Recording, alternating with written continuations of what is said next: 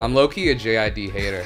And Secrets are coming out. He's kind of just like a spiritual, miracle, lyrical type of guy to me sometimes. A$AP Rocky or Travis Scott? I'm going to say Travis Scott probably. I think that A$AP Rocky is maybe like definitely like the more talented rapper. Have you ever seen Lana?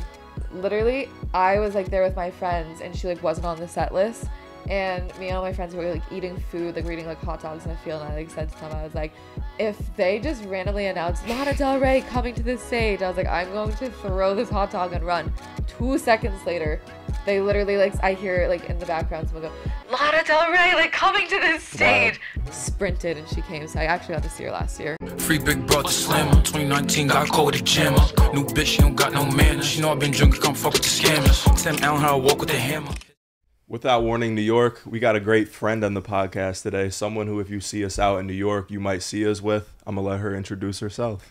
Hi, I'm epotty. You might know me from TikTok, and I'm here with Without Warning. Yeah, I feel like this is the first time we're actually all on camera together. Like, we've known each other for a long time, and nobody knows. That's just like the internet nowadays, that like everyone just does their own thing, and there's not like as much collaboration as I feel like. And I wish that there was more. Yeah, I think it's so funny because it's like I feel like a lot of people see our videos, but like no one knows that we like hang out all the time and that we're like always like doing stuff and collaborating on like events and all of that. So it's like now we're here in a room together. Yeah, especially in New York. There's a lot of people that do just like music stuff in New York. Even if it's not people that make TikTok and stuff like that. Yeah. We're like all in New York. We really are. But essentially, like, I guess we could kind of start out like what kind of just got you into just like wanting to put content out there about music. Yeah. So I started like in 2020 and like my main goal was I was like, oh, like I really want to like work in music. Like that's really what I want to do. So I was like, let me make TikToks about it. And then when I started applying to jobs, I can show them like this TikTok page of like all the music stuff that I know. So I just started making videos and about like stuff that I like really liked at the time and that I've always liked. So like Kanye West, like Odd Future, Tyler the Creator, like all that stuff. And like videos about like Anthony Fantano and like the needle drop, and like that's kind of how I got started. And then finally like when my videos like took off, I think my first one was like a video of like Tyler the Creator's ranking, and I ranked Cherry Bomb last, and like that video got like 100K, and like everyone was just like shitting on me like nonstop. Like I think it only had maybe like 6,000 likes, but like 20,000 comments telling me what an idiot I was for doing that. So once that took off, I was like, okay, all right, it might be a hot take, but maybe I've got more, so like let's get it going. Yeah. I mean, comments are definitely prioritized way more than likes. Yeah. I mean, obviously watch time and like I feel like shares and saves is what really drives it. But yeah, I mean, sometimes you just gotta blow up off of a couple little hate comments. Yeah, sometimes you got to be controversial, and like that gets you far. But I really meant that. I do think that Cherry Bomb. Yeah, I mean that's the better part about it. Like I think all of us have a very good idea that we could say just super hot shit that we don't believe and go viral every single time, but we just choose not to because we actually like want to put out honesty. Yeah, and sometimes I don't think people always see it as that. Like sometimes I feel like we'll even get comments where people are like, bro's just like reaching for views and like shit like that. But I feel like that's a big part of like your brand as well, is just like being honest about it, and like why anyone's really successful in putting it out there, because like there's just like a lot of people that search for an insane amount of clicks nowadays. And it's just cap, true. Yeah, honestly. There's so many times that I see videos and it's like someone saying like just like the most ridiculous thing that you could think of, and it's like, oh my god, like this is so boring. You're just trying so hard to get views and get people to say like, what are you talking about? Like saying something like really stupid, like I don't know, like Kanye West like has like no album like above a 5, like something like that, you know? Yeah. Where it's like, okay, you're just really trying to like get people angry right now. I feel like I saw so many bait posts this week like around all the J. Cole and Kendrick stuff, which we'll get into more. Yeah. But like somebody said that they were like, oh, like music is not complete without vocals, therefore like no purely instrumental album can be like above like a 6. And they gave like Miles Davis Kind of Blue like a 5.6. That's just like a rap listener take though. Yeah, but they had like a couple like beat tapes too, and they're like, oh, Jay Dilla's project All Fours like should have had some bars on it. Yeah, like come on, bro. All Fours, yeah, no, I see that and I just get like so annoyed. I'm like, you're so lame. Like, just, you know, you're just trying to get views right now. Yeah, it's a big thing nowadays. So like you said, you really started making videos during the pandemic. Like what was pandemic life for you? Because that was when we also like locked in on TikToks. And I feel like that's just like when a lot of people decided to start brands or start doing their own thing. Yeah, so it's actually funny, like, you know, like everyone else, I was bored at home just making videos, like nothing else to do. And I started making, my first videos were like makeup videos, and they were like horrible because like I don't know how to do makeup at all. But like once I finally found like what I was good at talking about, I just kind of like ran with it.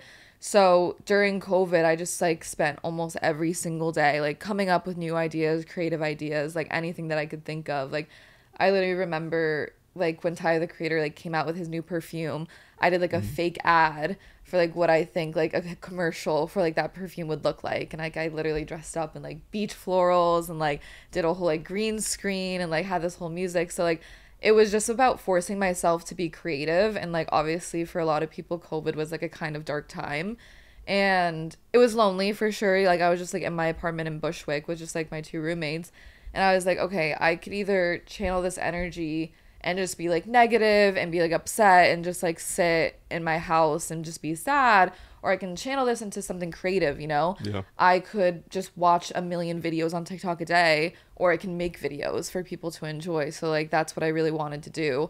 And that's just like kind of where I started just like focusing all my energy towards, and like truly that energy like has not stopped since then. Like I'm still going, like still trying like every day to come up with like newer ideas, better ideas, and just doing everything I can to grow. Yeah. I feel like the hardest part is continuing to think. Or like sometimes do you ever think you like, I'm going to run out of creative ideas? Sometimes, yeah. Like I literally will sit and think and be like, oh my God, like I have nothing to make a video about today. Like what am I going to do? But I'm constantly forcing myself to be creative and think outside of the box and just like come up with, you know, different ways to angle things. And like I think a big thing on my page is like using relatability for people.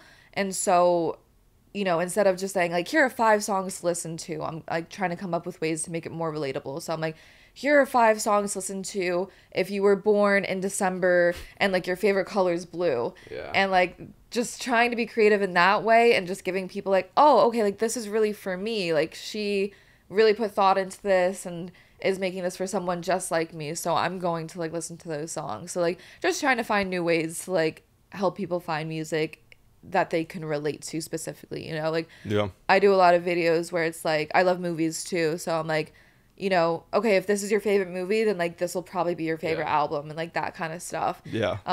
You know, if you like this artist, then you should dress this way because like these are how like your styles align. So like I'm just always trying to think of how I can be creative and just like think outside of the box, like push the boundaries and like that kind of way. I'm always going on Reddit looking for ideas. Yeah. So like that is like actually something that like helps me a lot. It's like I'm seeing like what people are asking, like what people are curious and interested in, and then just like reframing it in my own words, in my own way. Yeah, that's cool. Yeah, what type of like things do you use to source content? Like you mentioned Reddit. Like for me, I definitely just scrolling through Twitter definitely always gives me ideas. Yeah. Or even just like looking at old playlists, or maybe like, you know, like Apple replays. Just like when I'm having trouble, I just try to really like look at. Obviously, we're always trying to find new music, but sometimes you got to just go back, like, who do I really fuck with, and like what like really gets you fired up, and then that stuff's so evergreen, you know? Yeah.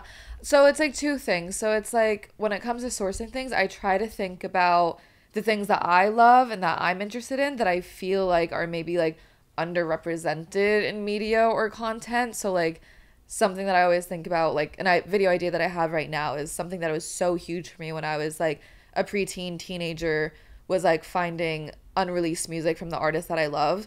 So like I think about being like 13, 14, and like I loved Frank Ocean like almost everyone else like around that age. But at that time he only had 1 studio album. Yeah.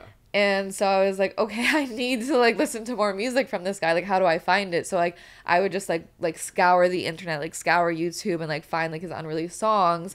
And I feel like that's something that I like want to talk about on my channel a little bit. Just be like, okay, like this is your favorite artist. Here are like 5 of their like unreleased songs that you've maybe never heard of. Yeah. So ideas like that, and then genuinely like Reddit is like a huge source for me. Like, even like places like you know, the Fantano like subreddit, like people are always asking like, what album should I listen to on a rainy day if like my mom just told me she didn't love me? And it gets so specific. Like it really does, because these are actual people like actually looking for suggestions, and it's real people giving their real recommendations. So I'm like, I could do this. So I think that that's like a big source for me too. And then just trying to find inspiration like in everyday places too, like things like that where it's like, you know, I wake up and like the sun feels so good on my face and I'm like so cozy, and I'm like, this would be a good video idea. Like, you know, songs to listen to like when you're just waking up and like the sun's hitting your face and it feels like a beautiful day is about to happen, you know?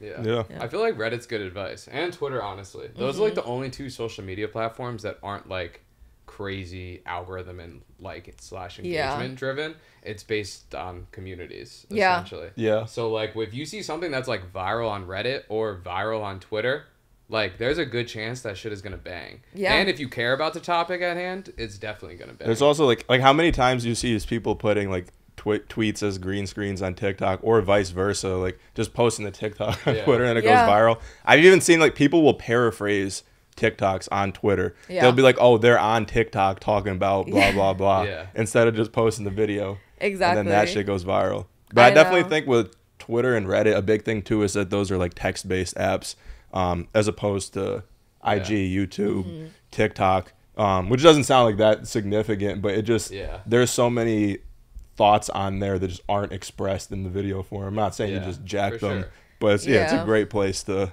especially like stuff. Twitter threads. There's just like not that you should steal content from other people, and you should definitely credit them. Yeah. But like there's an insane amount of Twitter threads you could find out there that would just use to be like a fucking banger. Yeah. But you could also aggregate too, like so people will like, I don't know, like when Kendrick like had the Like That diss, I just saw like a million different like theories on Twitter and like different pieces of information, and you could say like, oh, you took that raw from somebody, but like first you have to actually like compile like a bunch of stuff. So like places like Reddit too, I'm sure there's like kind of like a lot of different like loose thoughts that you're able to like make into one video that's like, here's what you need to know about this, or like something more coherent. Right, exactly. And like that's what I try to do. I will say like I try not to get any of my ideas like from TikTok, because like I do feel like when it comes to TikTok there's so much like regurgitation and like copying, and like, you know, you'll see the same video like 20 times and you're just like, oh my god, like okay, that's something that like I really like always like try to strive for, is like making sure that the content that I make is like as original as possible. Yeah, that's one thing we try to do as well. I personally don't scroll on TikTok really, so like any ideas that I really get are mostly from like Twitter or Instagram a lot. Like I use my Instagram Explore page so much.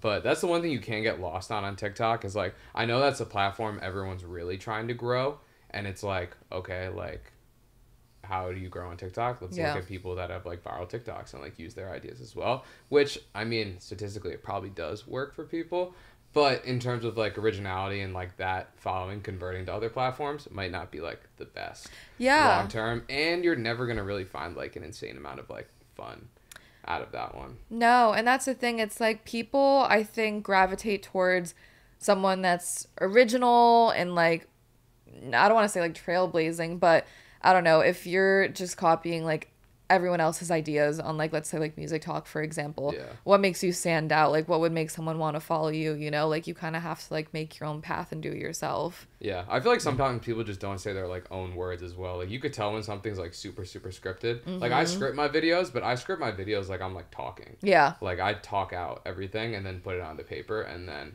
like record it and everything like that. A lot of people just like will watch what somebody else said and then like read it off like a newscaster. Yeah. Just like, and then it's like, okay, like it's a news channel, but like there's gonna be like, that's not going to like in the long run really get people to connect with you if you're just like copy and pasting at some point. No. Like even being from New York, like we make New York like a big part of our brand. Yeah. And that's like, so a big part of us is also like, we just want to talk naturally, like how we like want to talk. And when we talk about New York artists, like we want to naturally talk about New York artists. Yeah. Like we like live here right now too, and I feel like that's one place people really fuck up on social media, is just like not putting how they actually are into their content, like their voice. Like that's the most important part of the thing. Audio is the biggest thing, like content. Being original and like just being like authentic. I will say like I do think that's something that I like kind of struggle with a little bit, because I don't know, like I'm making these videos and I'm trying to sound like professional and like deliver information and, you know, being straightforward. But like you guys know me, like I feel like, you know, in my everyday life, like I am like pretty funny and I do like to like goof around and like laugh around and like and stuff. But like sometimes when I feel like, let's say like I'm talking about like a topic in a video that's about like, you know, gender biases, it's like I want to be serious and like I want to like deliver that like with intention. So it's like it's kind of like a hard balance that I'm like still trying to figure out. Yeah, but I think like if you hold the balance the right way and like learn to do it, people like cut through it. Like no one's gonna watch it if you're just like super bland and like like in your body language knows that like this person does not care about this and they're just like regurgitating news or something like that. But I feel like that balance is like what gets people to connect with you, like quality and sound and like what you're talking about, yes, but also just like the authenticity factor adds a lot to it for brands. And I think a lot of like companies are starting to realize that as well. Like a lot of companies are also taking that like more lo-fi TikTok approach to a lot of their content because like it just feels like it's like an everyday more natural. I know, and that's the thing, it's like eventually like I do really want to invest more in like quality of visuals, like getting a better camera, like getting a better mic, like all that stuff. But there's something cute about like the like gritty aspect of it. People know that I'm doing it from my room. Like people know that it's like just me talking to the camera about music that I love. So it's like that kind of works too. And like that's kind of like the content that I love. Like I love seeing a video of like someone just like laying in bed like talking about like whatever music topic it is. Like I've seen so many videos this weekend about like the whole like JoJo Siwa stuff. Like I don't know if you guys have like watch those videos. I'm not really I just saw the thumbnails of like what it was her on stage, right? Yeah. Nah. Well, how old is she? So she's 21, but the only reason why I bring it up because it like I feel like it does bring up like a pretty interesting like music discussion. Like basically like she said in like one of her interviews that she wants to invent like gay pop and like that's like her thing.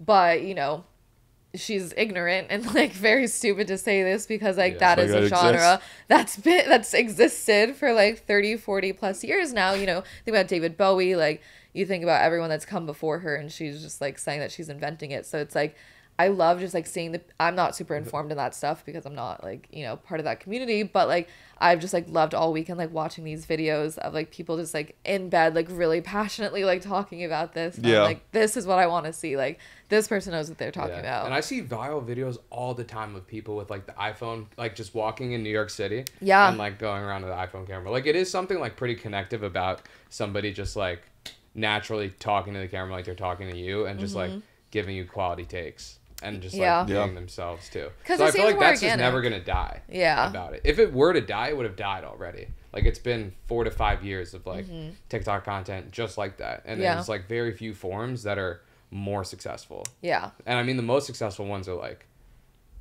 how much do you pay for rent? Let me go see your apartment. Or like the concepts like that. Like those are like biggest forms of it. But outside of that, the rest of it is just like.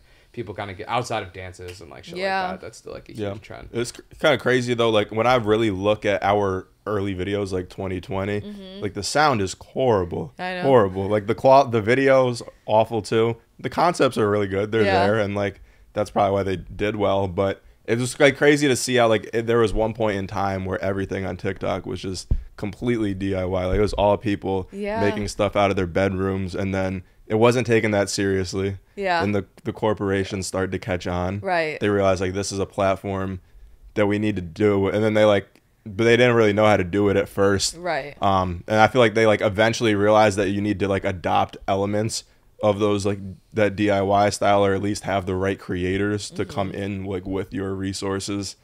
And then now you have stuff that is like really, really professionally produced. And if like I made a video now with like absolutely no microphone and like really shitty lighting, like it wouldn't do well because now people are used to seeing something like a little bit better. It's just like damn, they fucked up the easy bag for us. But they kind of did. I know, it's funny that you say that. It like reminds me of like my first like videos like getting started. Like I had the millennial pause. Like like every single cut I was like. And so that's why you should listen to Tyler the Creator. And I'm like, oh, I can't believe I like put that on the internet. Like I can't believe people actually watch these videos. Like, well, because no one was making them though. Because it was just. Do you make your videos in? You don't make them in the TikTok app though. Like I do. You do still. I do. Because I feel like that's you would actually click the button. So then that's what like versus like editing it. Well, they and bought something CapCut, so now CapCut's in the app. Yeah. So it's very easy. Pretty much everything that you can do in CapCut, you can do in TikTok. So like, if I'm making a video that's like a little bit more like abstract, I guess, like the album reviews and the album listens, like the first reactions, I use CapCut for that. Nice. But almost everything else I make in TikTok, and like anyone that I talk to that I'm like interviewing or like going on their show or like whatever it is, they're like, oh, like where's your software like that you use to edit this stuff? I'm like, oh no, I still just do it on TikTok. Like it's still pretty DIY. Wow, that's sick. Dope. We did it forever, and once I saw that they copped CapCut for them, I was like, yo, that's so smart. That is smart. I mean, I already used CapCut before that, and then I had it on my computer too. But like for people that still want to just like make it in the app and like keep quality like somewhat high, it's so easy. And just like for like getting green screens, removing backgrounds, and keeping like good audio, it's still sick. Like anyone that thinks they need to like get all this crazy equipment beforehand, like 99% of people started just doing like with the lowest quality shit. So like that's including not gonna stop you. Yeah, literally.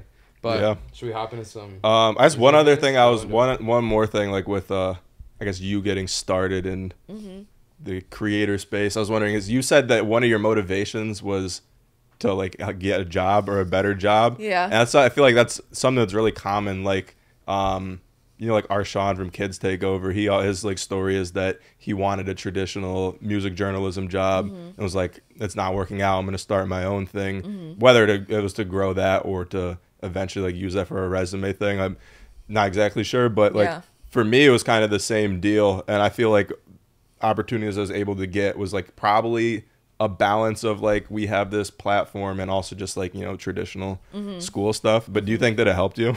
I think that it has. Yeah. I mean, like I had a couple of job interviews, both like within the music space and not in the music space, where they were like, tell me something about yourself that, you know, sets you apart from other people. And I was like, well, I have a following of X amount of people. I get X amount of views per month. And I think this shows that I'm likable in a way, or like that I at least can appear to be likable, and that I can make content that attracts people, and that I can pick up on signs of what people are interested in, and that I can like utilize that, and not to sound skeevy, but like manipulate it in a way to like either my benefit or an employer's benefit. And so I use that a lot as like a talking point. Also on a very much more basic level, saying I'm adept at social media. I can use social media. Like TikTok is brand new. I've been able to learn it within 6 months and like not master it, but like have a strong handle at it. So I do think it helped me in that way. But I would say for right now, like my goals are definitely bigger. You know, like I don't just want to work like at like a journalistic company, although that'd be cool. But no, I mean, like I have goals and dreams of like making what I'm doing something much bigger. And, you know, I love the community that I have and that I've been able to form, and just kind of like being able to create something based off of that. So like a platform where people can find music, relate to each other. And so that's kind of like where my head's at now. Yeah, that's fire. Yeah. Where did it kind of like become, was there ever a point where it came like from like kind of just like a hobby of doing it to like seeing that bigger picture then? Yeah. At some point? And absolutely. If so, like when was that? Yeah, so kind of like what I was saying with, again, like COVID being like, you know, just like a tough time for like a lot of people, like myself included. Like, again, it was something that I really wanted to do, to say like, okay, like I can either lay in bed all day or I can force myself to be creative. I can force myself to do something. So like for a long time, it really was a hobby, and a hobby that I loved. And then, you know, as I started to grow more and I started to see more people like in the comments saying like, you know, like I've listened to Travis Scott only my whole life, but like after watching your videos, now I listen to Father John Misty too. And like I never thought that would have happened. Like for me, like that was just like, you know, comments like that and messages like that were like the biggest possible win that I could ever imagine. And I was like, wow, like imagine if I could do this for people like on a larger scale. Yeah.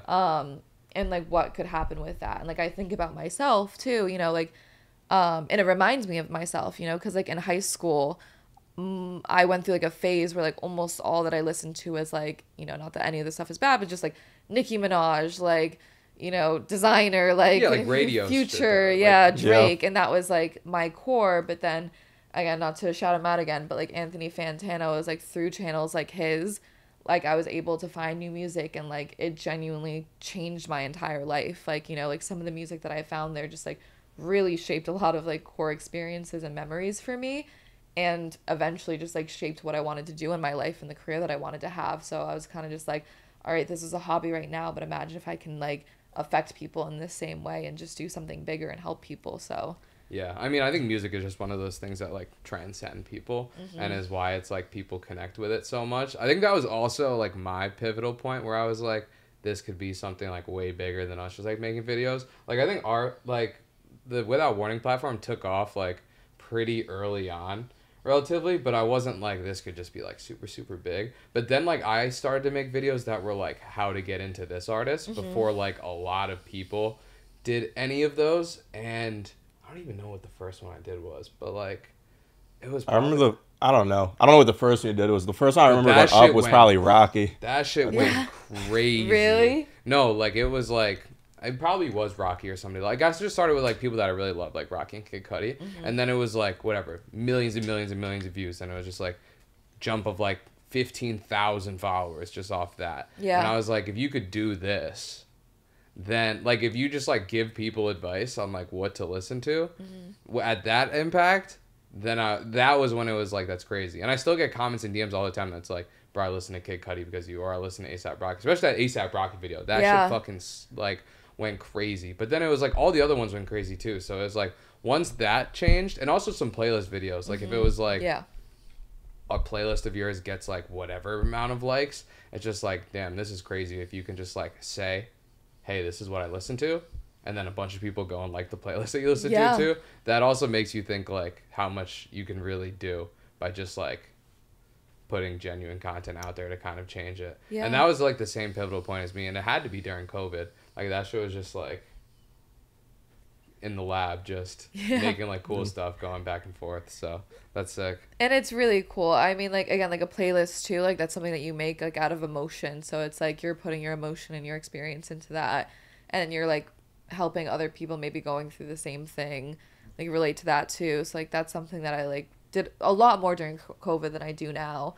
But yeah, even like you were saying, like those were like your biggest videos that you got like started off with, like the how to get into this person. Like for me, it was kind of, you know, the red flag, green flag videos, and then like also like the ones that really hit were like, what kind of boyfriend are you getting based on their favorite artist, or like what kind of girlfriend are you getting based on their favorite artist. And you know, it seems silly, but like people love them. No. People love them, you know, like, and sometimes, you know, we can get more into it, but like I get like a little down on myself because I'm like, oh, like those aren't really the videos that I want to be hitting. Like, you know, I'd just like so much rather it be like the videos that I like spend hours doing research on and like, you know, are like filled with like information and like knowledge or like whatever it is. But no, I've had a different perspective on it where like, you know, like when we go out to parties and stuff or whatever it is, like people will come up to me more than anything and just be like, I love like your green flag, red flag videos. Like they're so funny. Like I send them to my boyfriend, I send them to my girlfriend. And it's just like cute, you know? And it's like, okay, like again, at a much like smaller level, I'm like, if I can make people smile or like just make people or give people something that they can just laugh at and like share with their friends or whatever, like what else can you do and how much bigger can it actually be? So it's like, it definitely like really motivates me. I think Says About You like content is my favorite. It's also my favorite. It's my favorite to watch. It's my favorite to make. And for me, I grew up like reading and writing a lot and like being on like a lot of the hip hop blogs, but also like sports blogs and stuff. And they would always do that type of stuff where they're like, you know, comparing like rappers to basketball players, or like or just Says About You content. And I don't think like really in 2020 when we started making videos, people were doing that on TikTok. But I think people don't realize that there's always been like a tradition of that style of stuff, like in the blog space. But yeah, it's always just fun. Like the shares are the best part. Like people like will share that with their friend if like you were like, oh, try and flame them or whatever, and then it really hits. Like one of my favorite examples was like, I made one that was like, who's your perfect match based on your favorite artist. So I was like, okay, if you're a Kanye West fan, your perfect match is like a Taylor Swift fan. And like everyone was kind of like, everyone went off, and then someone commented and they were like, I'm a Kanye West fan and you'll never see me with a Taylor Swift fan. And then someone commented back and they were like, I'm a Taylor Swift fan and I couldn't agree more. And then someone else replied and goes, I think I see a couple forming, like they're getting along. Yeah. They're low-key flirting in the comments. It's kind of funny too. Those are such big artists. If you say you'll never date a Taylor fan, like you just eliminated a lot of women. Yeah, you're setting yourself up for failure. But I guess my man has a type. But hey, I'm gonna keep it real with you. The very first pick'em was Kanye West or Taylor Swift. Oh, wow. You guys are like really setting me up. That was the very first one. Okay, so it's really hard for me because, again, if you've been following me for a little while, like, you know, Kanye West is an artist that, like, I was, like, really integral to, like, my childhood and growing up. Like, my parents love Kanye West, and, like, that was kind of, like, how we bonded, and, like, that's kind of, like, where my love for music really started. And it's just been so foundational to my life. Obviously, that's changed a little bit through the past couple years. But Taylor Swift as well. It's like, you know, the first song that I ever cried about a boy to was Taylor Swift. And, like, you know, the first song I ever listened to when having a crush on a boy was also Taylor Swift. And just so many of her songs just really, like, resonate. And she just has such a special way at, like, connecting with so many people. And, like, I'm a little off the Taylor train right now. I'm a little, like, oversaturated with her. I think if we're just going off of sheer talent and versatility and influence in music, I'm going to go with Kanye West. What if you were just to go with just completely subjective, like your personal fave, who you listen to more? Completely. Or if you had to get rid of one, you know, like that's how I would look at it. Who would you listen to if they're like you cannot listen to one of these artists ever again? If I had to, like, never listen to either, like, one of them ever again, I might go.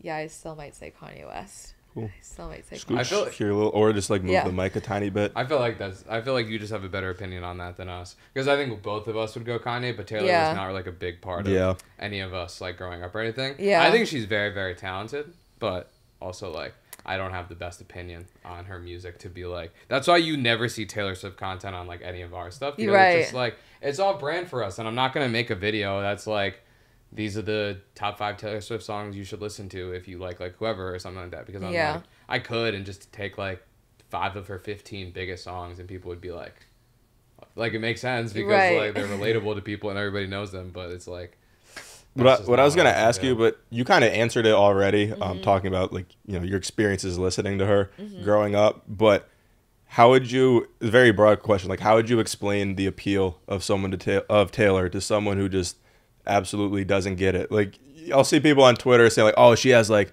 Michael Jackson crowds, but like he was doing this and this on the stage, and like she doesn't have that aura. But clearly, like, millions and millions and millions of people she means the world to. Yeah. So, like, if you're one of those people, you can't always put that into words, but try your best. Okay, so what I'll say a couple of things. I say, like, especially what I see on TikTok a lot from, like, people in our space that maybe, like, don't like her. You know, they're judging based off of the hits, and they're judging based off of, like, what they know. And I think that is such a shallow representation of her talent and what she really is able to do. You know, if you're just going off of, like, You Belong With Me and, like, Love Story and, like, Bad Blood, those are some of her worst songs, you know? I think... Really? I think so. Like, I hate Bad Blood. Like, I hate that song so much. Love Story is fine. Like, You Belong With Me is fine. But, like, most of her hits... Love Story. Yeah, Love Story, it's a banger. A lot of those songs, like, are just not great. And they're huge, massive hits for a reason because they're very palatable. But in terms of trying to explain and rationalize why I think she's so transcendent is because I think that she has a way of songwriting that resonates in a very genuine way for a lot of people. You know, it doesn't always try so hard to be this, like, super heady, poetic stuff that you see a lot in, like, that genre. Like, it's like reading the pages out of a diary is, like, what a lot of people say. Yeah. I think she's an artist that has no fear to be vulnerable And because of that, so many people are able to relate to her heartbreak songs. I mean, I think for a lot of people, admitting to heartbreak and admitting like that pain that you have is like a really hard thing to do. That's what I thought it was. That John Mayer era, after that, is when it was like, that's when I saw her career kind of take off from like she's a relatively big radio artist, like, I don't know, like Gaga or something like that at the time. But then like that thing what took her fans to the next level compared to other just people that were really big, even you could say like Kesha or something like that, was that whole era of hers when it was just like, fuck John Mayer, I guess, but also just like those heartbreak songs that were just like really, really hard to write for her, and it like the way people connected with those ones, that shit took her to the absolute next level. Then I mean, like, there's also like the Kanye West shit and like all that other stuff that just adds more people. You're saying Kanye made her famous? I'm saying that more people knew who she was after that. I don't know. I was like 11 years old. I can't really confirm or deny. I will say, I think that whole debate, I can see why you would say that. I will say, I do think that Taylor Swift would still be just as famous as she is had all that stuff not happened, for sure. But yeah, I completely agree with you when it comes to the heartbreak stuff. Like, you know, sometimes it's the most simple, straightforward lyrics that like hit the most. And like one of my favorite songs I remember listening to when I was younger is from Enchanted, and she says like, please don't be in love with someone else. And like, that's so simple, but when you're just starting to have a crush on someone, or when you just get broken up with, like, that's really what you feel, and that's really like what you're crying, saying like in your bed, like, please don't love someone else, like, and it just hits so deeply. My thing that doesn't make sense though about like Kanye West fans also disliking it, it's just kind of like the exact same reason. Like the same people that love Kanye West that don't understand that also love Roses, Runaway, Hey Mama, and Heartless. Like it's the same concept of like why you connect with his music so much. Like they're both really good songwriters and make stuff that's like hits you emotionally and connects with you so well, but they just don't see it like that. And I've always found that a little bit weird because the emotion's there in Kanye's music. It just sounds a lot different than Taylor Swift music, but it's still the songwriting and lyrics that like you know every word to. So if you haven't listened to any of the Taylor Swift songs, if you just look at the lyrics, I'm sure you might get it of why people like her, honestly. There's a ton of overlap, and I think the whole like Taylor and Kanye stuff is genuinely really sad because I think it is something that's rooted in like a lot of misogyny and just like, I don't know, it's like pinning something toward, in my opinion, it's pinning something towards Taylor Swift, who at the end of the day, I think for a lot of these people just represents something entirely different than just herself. And I think when Kanye West fans like remove themselves from that, they're able to see that, but at the thick of it, it's kind of ugly to me. But like, it is funny. I remember like going on Reddit like the day after, like, you know, Kanye's really went off and started saying like all of that really crazy stuff. And which time? Yeah, probably like the Hitler stuff. Oh, okay. Yeah. No, it's funny because like, which time was a genuine question? 'Cause I thought, that stuff is crazier, but I thought you were gonna be talking about like the 2016, like when he like canceled the tour and everything like that. Could have been that. Could have been the Pete Davidson stuff. Like, it literally could have been anything. But going on the Reddit and like seeing like a bunch of his own fans just like turning on him, and I remember just like seeing a bunch of posts from fans being like, you know what, like, in the past 10 years, like, I've never admitted it, but like Taylor Swift is hot and she makes good music, like, you know, and it's just like they're so, because he's an artist. Yeah. And he's an incredibly talented artist. So he sees it and knows it. But honestly, the whole reason that whole thing exists is because of the whole award situation. That one thing. Like, that's the only reason Kanye West fans versus Taylor Swift fans is even a thing, because Kanye did that. Like, no one else would compare that. Outside of that event happening, there would never be an argument. I mean, like, I feel like better and bigger. Kanye would inevitably diss her at some point in her career, based on how big she got. A big versus thing. Like, it would just be like a... Yeah, there's no way like any pop star that size could have a career without Kanye getting in his 2 cents. Yeah, exactly. And it is crazy. Like, she's like the only major like female pop star that I feel like he's had just like major beef with, like, for the past like 15 years. Like, it really is crazy. Yeah. But anyways, that was the first one. That was a tough one. But that one was a. That we one talk was about Taylor more. Move on. I also like. What else do you have questions about Taylor? I mean, I just feel like the comparison that I question now that I've always made in my head was like her and Drake, because the argument is that they're both like relatable and simple enough to have like a wide audience, but also have this type of vulnerability in their music, especially with like Drake's early work. But I feel like that's almost, as much as I love Drake, that's like not crediting Taylor enough, because most artists, when their fan base gets really wide, it doesn't get as deep. But it seems like she just grows, like getting more and more super fans, which I don't really know. Like, do you think Drake has that many fans to that level? I feel like he has a lot of people that like him but don't love him in the way that Taylor does. It's kind of tough because my first gut reaction is to say no. Like, I personally feel like the kind of fandom that Taylor Swift has is something that we've almost never seen before, at least, in our lifetime. It's completely just transcendent of like race and like gender and age. Like, just so many people love her so much and love her music so deeply. And I don't know, she's just one of very few artists that I've seen people like, get tattoos of and like just base their whole entire personality on. But Drake has that too, but in a much more subtle way. I think that they're both artists that I always relate it to saying, I'm a huge music fan. We're huge music fans. So we're very aware of like new releases that come out every week. But I have a bunch of friends that aren't music fans. But when it comes to, oh, what's out today? Oh, Drake just dropped an album. Yeah. I'll probably listen to a few songs. Same thing with Taylor Swift. Like, oh, okay, I don't really listen to music all that much, but Taylor Swift just dropped an album, so I'm probably going to listen to it. I think that both of them have that, like, really universal aspect to them. Yeah, facts. Yeah, but I agree with you. I think there's probably more super hardcore Taylor Swift fans than there are super hardcore Drake fans. Yeah. But I think it's just more. We can talk about red flags here. Whenever I meet a guy that loves Drake, I'm like, what is that wrong a red with flag? You? I don't know. I'm gonna say like a Drake super fan.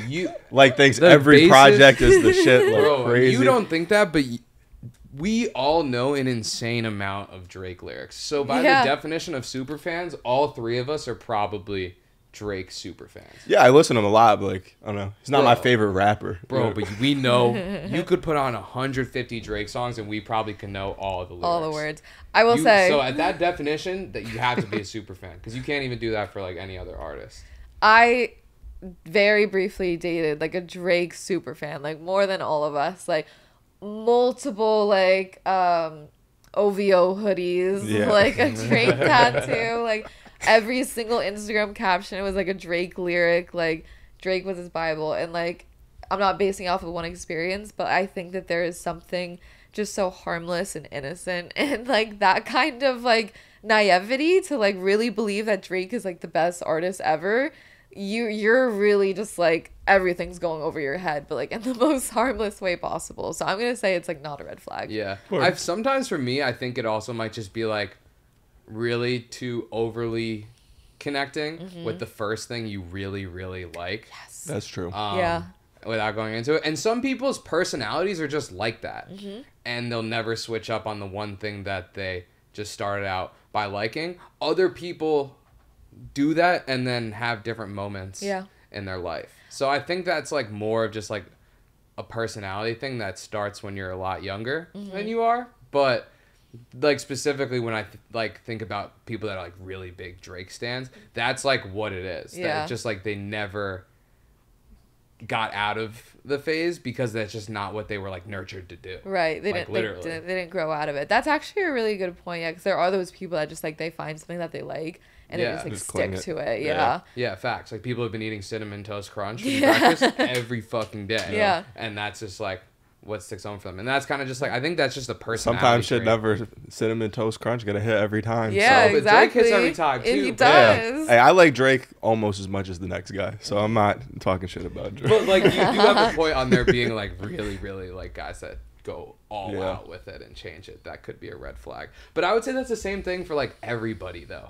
Like if you're just like so big into like that one thing that it makes it your whole personality, that's like the overarching like red flag for me about it. Anybody who's Drake, worshiping, it just happens to be Drake for a lot of people because he's so big and likable. But I was gonna make a video about this, but then I decided not to, just because I feel like it kind of goes against like what I try to do on my page and stuff. But like, I do kind of think that it's like a red flag, like, you know, to like really be like a crazy stan for like anyone. Any person, any human doesn't being, matter who it is. But like, you know, when I was making this video, I was like kind of trying to like throw shade to someone, but I was just like, you know, I'm not going to do that. But you end up just throwing shade towards like really big artists because there's like more people that really generally like them. But that's my overarching like red flag for it. Like me, I'm more of a person that like will go for everybody. I'm not like I might have Drake merch, but I go get merch from every show I go to because I enjoy it as much. But there are some people that do like have like all the shit and just go all out for it. So whether that's just like Drake for a lot of people, it probably is the same for other people. Like if you're like an insane 21 Savage fan, red flag. Red flag, it's too much. I don't know. Again, like I know someone who, again, just like every single caption on their Instagram posts is a Taylor Swift quote, like multiple tattoos for Taylor Swift, like phone case Taylor Swift, phone background Taylor Swift, and I'm just like, that's just not normal. Like it's just like, I don't know, like. But that hurts me in some way because I'm like, you know what? If you really love something that much, that's really cool to be like that passionate about something. Well, on the other hand, I'm like, oh, like, I don't know. Like, you gotta like, like to make someone your entire Bible is like kind of crazy. Yeah, like only people like deserving of that are like maybe your parents. If you're religious, like whoever your religious figure is. Yeah. Like, Nah, for sure. Nah, yeah. All right, we can go to the next one. Next one. This is more of a rap one. A$AP Rocky or Travis Scott? I'm going to say Travis Scott, probably. I think that A$AP Rocky is maybe like definitely like the more talented rapper. But I think that what Travis Scott does with his music is more influential and more significant. That's fair. I agree 100%. I think A$AP Rocky is more influential in my life. So I take A$AP Rocky all the time. But I think if you're just like not taking personal bias into it, I think Travis Scott has to. He just dropped more quality projects. I mean, bro, like just like with him doing everything like Nike shit, McDonald's shit, like it's just like he's like right under Kanye West in terms of just like the total world impressions of people who know who they are. Yeah. It's like I mean, that's kind of what people thought Rocky was going to be, though. I think some people think that is what he was, but I don't think he wanted to, though. No. Yeah, he did it. And I know, I will say, I think part of me wonders, not to like bring this whole mess into it, but like Travis Scott was like really, like you were saying, like on the come up with like the McDonald's stuff, like brand deals, like all of these things, and then like Astroworld happened, and so I do wonder like where he would be right now if that didn't happen. Yeah, I think so. I think he'd be. He's big as fuck. Like, I think he's big as fuck, but just not in the same way. I don't know. I think he really could have, like you were saying, I think he could have been like really the next. Yeah, that's a whole different tragedy. Yeah. Compared to anything that Kanye did, like it's just completely different. Like, it's an actual death. An actual tragedy. So it's like, I still think his ceiling is just as high as not as Kanye, but like to be like right under there. Like he could be as big as Kendrick Lamar for sure. He was and kind of still is like so corporate friendly. Mm-hmm. It's crazy. Yeah. No, I agree. So I feel like A$AP Rocky for me is the answer. I like people to say, but I think Travis Scott is like the right one. Yeah, it's like the biggest thing I don't like about Travis Scott is like I'm watching like the I Know music video, fucking sick video, crazy, the double shots, good concept, and then we got like low key McDonald's ads and like Nike ads in it, just like little slick product placement. Yeah, it's like super commercial. Come on. Yeah, nah, I fuck with it. What's your favorite Travis album? Probably Rodeo. Yeah. That's my favorite. Same. I've came around on it. I was Astroworld for a long time. Of those, like he's never gonna make a better album than Rodeo, because I don't know. Rodeo to me is like really, really a perfect album. I mean, like I'm probably just gonna sound like a rodeo glazer, but I feel like it is just like I don't know. Whenever I listen to it, it's just a little bit different than Astroworld, at least to me. It's so good. I was just about to say like I answered really quickly, but I forgot that like Birds in the Trap. Like I fucking love that album too. Yeah, like underrated as hell. Yeah. Mm-hmm. No, I feel like Rodeo has a fire response too. Because some people might just like think you're like Astroworld. Yeah. A lot of people just assume like Astroworld is like the biggest, because that's like when they got into Travis Scott. Right. Like I think like that's like what not a lot of people talk about is like Astroworld was like a lot of people's first Travis Scott album. Yeah. And it was like the takeover. Yeah. Like the merch, Sicko tour, mode. everything like that. So, but next one, Smino or JID? Oh wow, that's a great one. I'm going to say JID. Wow. Yeah. Yeah. I think just like a little bit more my vibe. Like I think I'm more into that like hard hitting rap stuff than I am the more like chill. Yeah. Vibe. I would take Smino for the same reason. But really? Yeah, I mean I don't feel that strongly about like those are both easy to pick. Yeah. Yeah.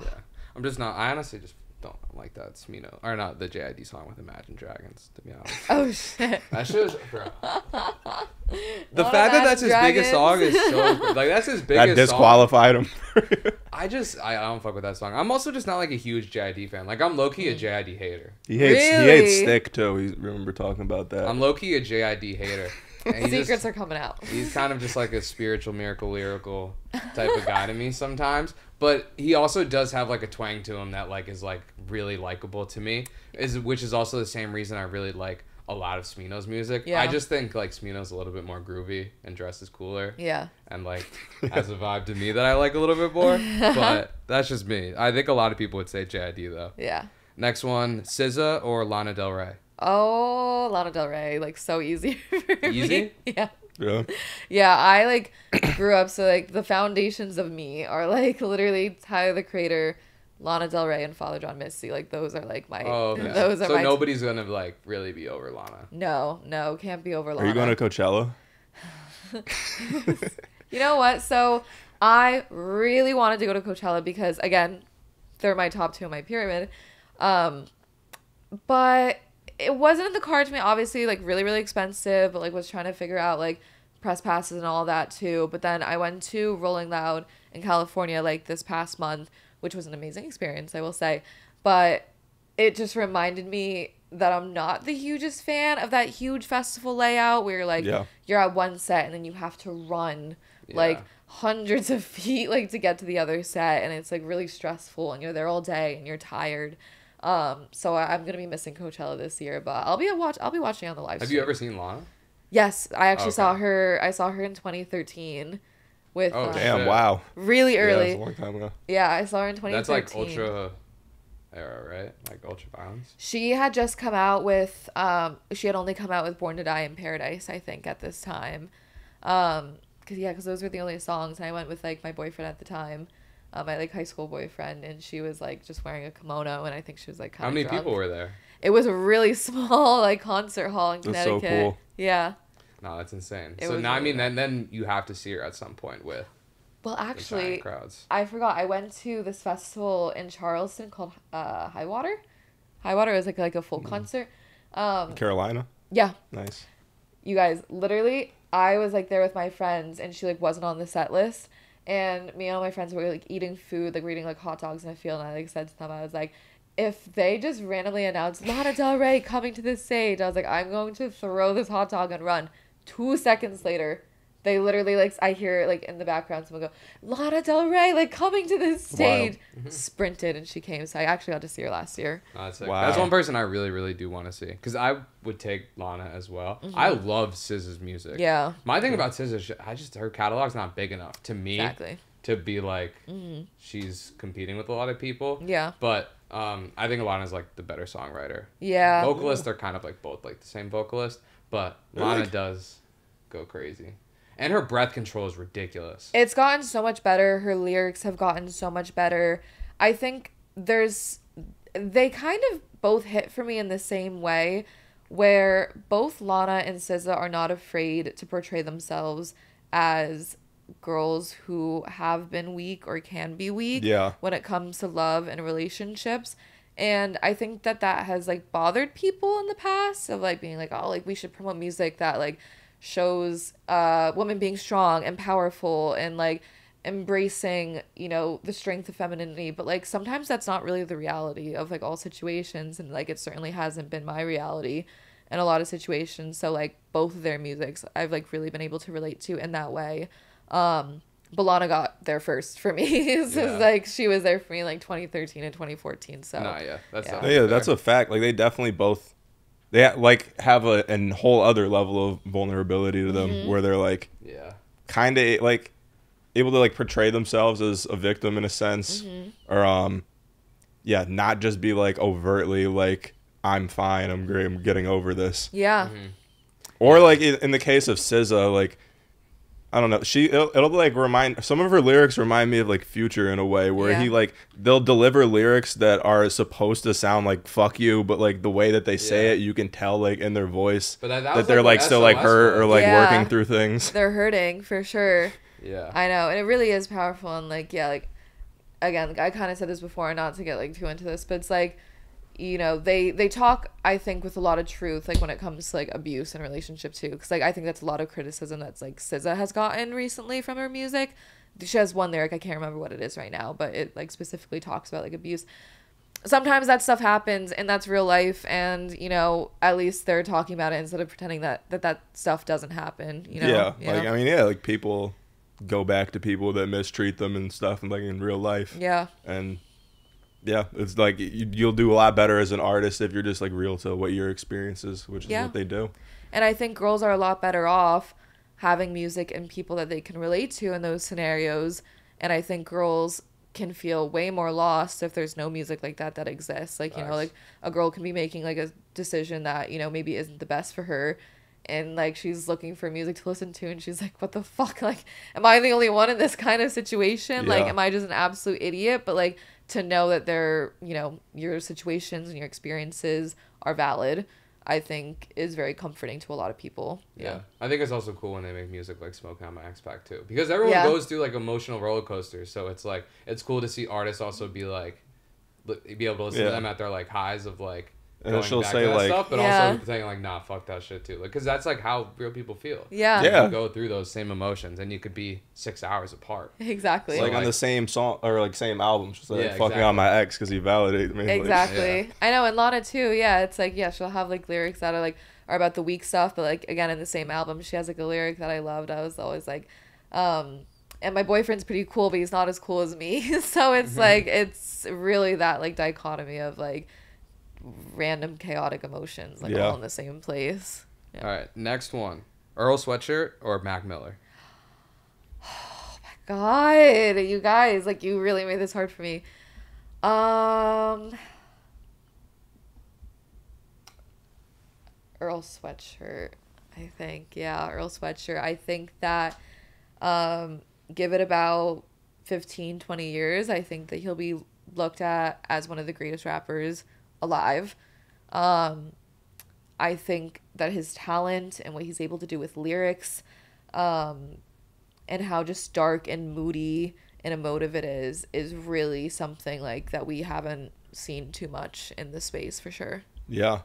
I definitely agree that his music will age like really well, and especially like a lot of his earlier projects people are gonna re-listen to, like Doris, I Don't Like Shit, stuff like that. He's also like really like people like what do they say, like your favorite rapper's favorite rapper. Like I've seen with Kendrick trending like a bunch of stuff resurfacing about how much Kendrick praised him. Then it's like a range, like even like Lucky talks about how much he loves Earl all the time. I think like people will definitely see his influence and how good his like music itself is in time if they don't already. Mac's like my favorite artist ever though. So I see it up there. I see it. This isn't my crib. That was. I love that album though. Some grand sent that to me. Oh really? That I love that album though. So that one was sick to get. Good. But I don't know. I don't even know who I would take honestly. Like that was just one that I was like, I think a lot of people would have a struggle picking between. But like I probably listen to more Mac Miller. But it's hard to say, given Mac's passing and obviously he can't make more music, and Earl's has an insane catalog that he still has time to build on. That like might just give him the upper edge in that part, which kind of sucks. But I still think in a long time, I think Earl is going to be a little bit bigger. He's also just connected to Odd Future, like Tyler the Creator, Frank Ocean also is like some of the big, like it's hard to like think like they're all around though. Honestly, that. like I didn't really listen to Tyler a ton, like when he was really popping off, and I honestly Earl was always my favorite in Odd Future. Yeah. I think a big reason of that was cause Mac, like he was on his features a lot, and they like made really good music together. And they have a lot of parallels too, I think, for sure.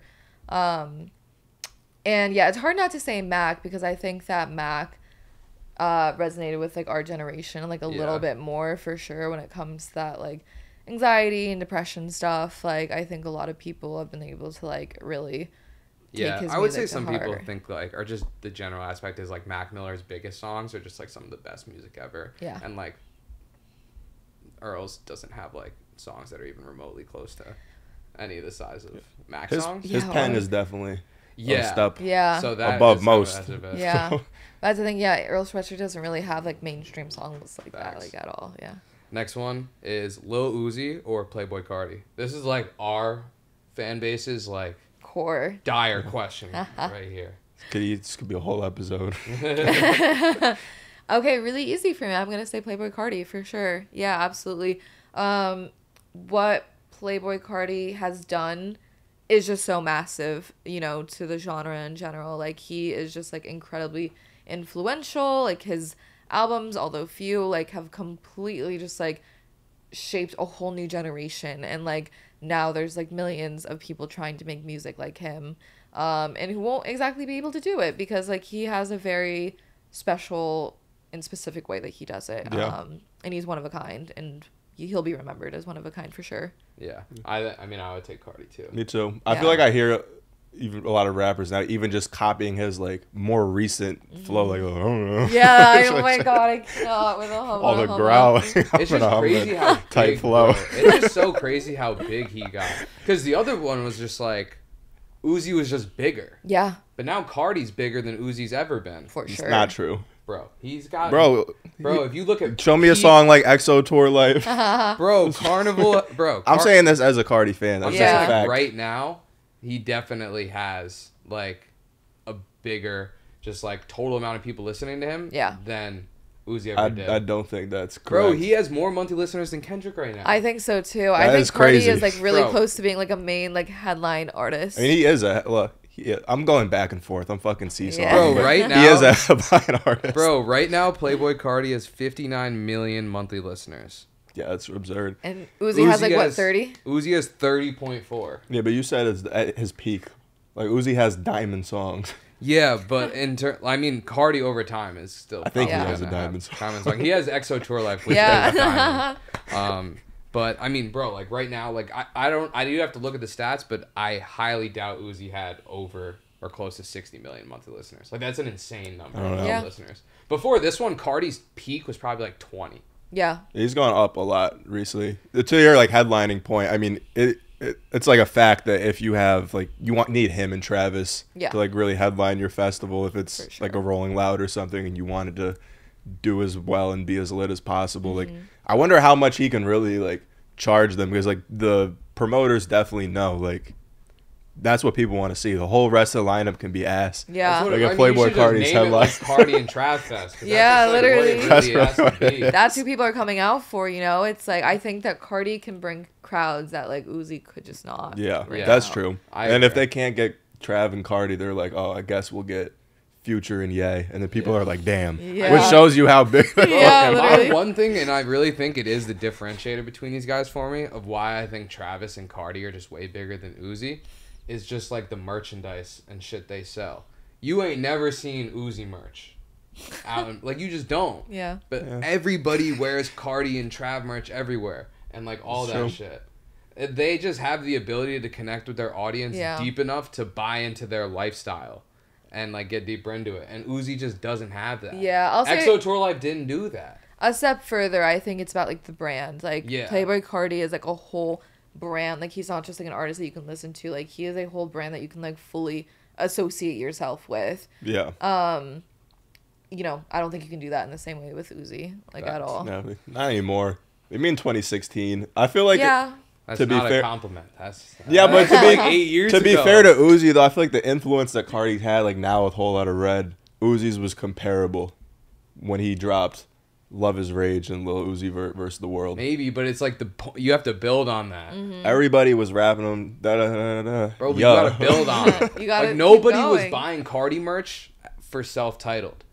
Die Lit and Whole Lotta Red is when that like ramped up. Yeah, definitely. And then like nobody was doing it for Lil Uzi versus the World or Love Is Rage too. I feel like people were definitely buying Cardi and Uzi merch back then, but you ain't see it. Not to the. It was definitely like an exponential growth. Yeah, it's crazy too. Like we were talking about, there's actually a lot of Travis fans that Astroworld was the first Travis.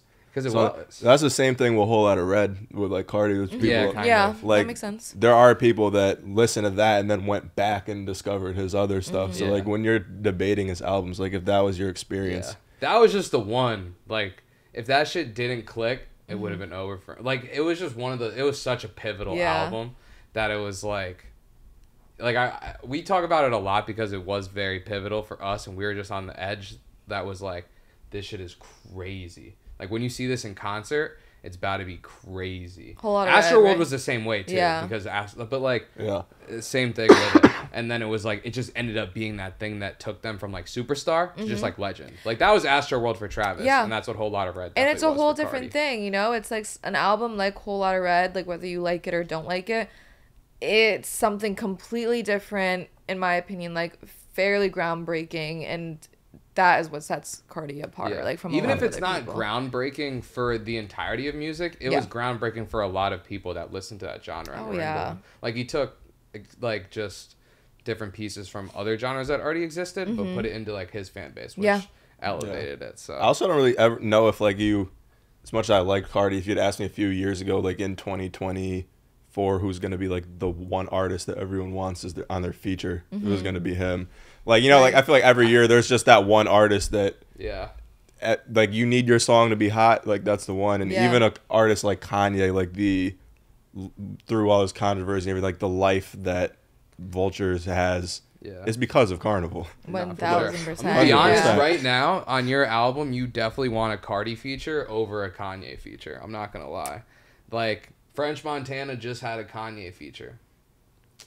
I didn't know that. I didn't even know that. Yeah. Okay. Any Cardi feature that's coming out is coming out hot. Next verses though is Frank Ocean and Tyler the Creator. Oh, also so hard. You guys are like really trying to like kill me. Okay, so it's going to be Tyler the Creator. He's my number one. He's my number one of all time. I think, you know, I can say that subjectively, and I think that I can say that objectively too.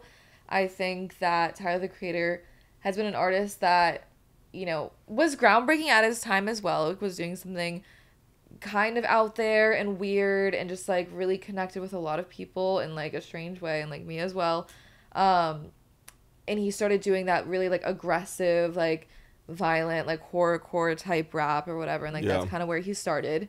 Then he kind of transitioned into this, like, more alt rap sound with like Wolf, and then he did like industrial rap with Cherry Bomb, and then like really, you know, just tried everything under the sun, and now he's like really found like a space for himself. And in terms of like me personally, I just love his whole brand and like essence of like shooting for the stars, like the ceilings or the sky's your limit, and just like really just upbeat and positive in that way. So like I love Tyler the Creator forever. I would probably, I don't even know, bro. I mean, I just like off of personal, I would take Tyler. I was listening to more. I would personally take Frank, but I think Tyler is, like, you have to say, like, he's just bigger. And, like, I understand that more people would take Tyler in that aspect. Tyler's just brand is so cool because it's just, like, if you're going to do it, just do it really fucking good. Mm-hmm. And he does that with, like, all of his projects. And the catalogs are just, like, vastly different, given Frank having 2 albums. Mm-hmm. And, like, probably only going to have 2 albums. But, I don't know. Those 2. I don't know. I could go on forever about this. I actually personally think, I mean, we can look at, like, the Spotify streams, but I think that Frank Ocean is a more household name than Tyler the Creator. And, I don't know. That's just, like... Yeah, I don't know. I don't know. I'm curious what other people think, because I remember I said this to my friends too, like when he headlined Coachella. I was like, like last year, I was like, before the concert, I was like, you know, they got like one of the biggest artists of our time, like ever. And my friends that like aren't like super into music like that were like, you think Frank Ocean is like one of the biggest artists of all time? And like, I guess not, but like in the way where it's like, I do think that Frank Ocean, with only 2 albums, is such a massive voice of like our generation. Like so many people just like connect him and his music to like growing up and getting older, and you know, their first experiences with like adulthood, or their first experiences with like heartache, or like any of that stuff. Like I think that Frank Ocean is like really transcendent in that way, that maybe Tyler the Creator is not. Yeah. I don't know. Yeah. Do you think Tyler has a better album than either of Frank Ocean's albums? Absolutely, yeah. I think that like Igor is like, I think it's one of the best albums of all time. I love Igor. I just think as a concept album, you know, from start to finish, it is super cohesive. I think that he tells a story again that is really universal, a story of like falling in love and then eventually of heartache. And just in terms of like sound too, I think he's doing something just so creative and different. I love Blonde, but like I wouldn't necessarily say that Blonde is overrated. But in terms of, I like anything that's like out of the box and like a little like out there and abstract, and I think that Tyler the Creator's albums like have hit that mark more than Frank Ocean. No, I feel like it's fair to say Igor like does it for you and Blonde doesn't, just because Blonde didn't take like leaps and bound risks across anything. I mean, like there's really deep songs on it and like ones that have like crazy features, but like I think Igor is like the more out there one, and maybe complete, which is crazy to say. Yeah. But I think they're just about equal.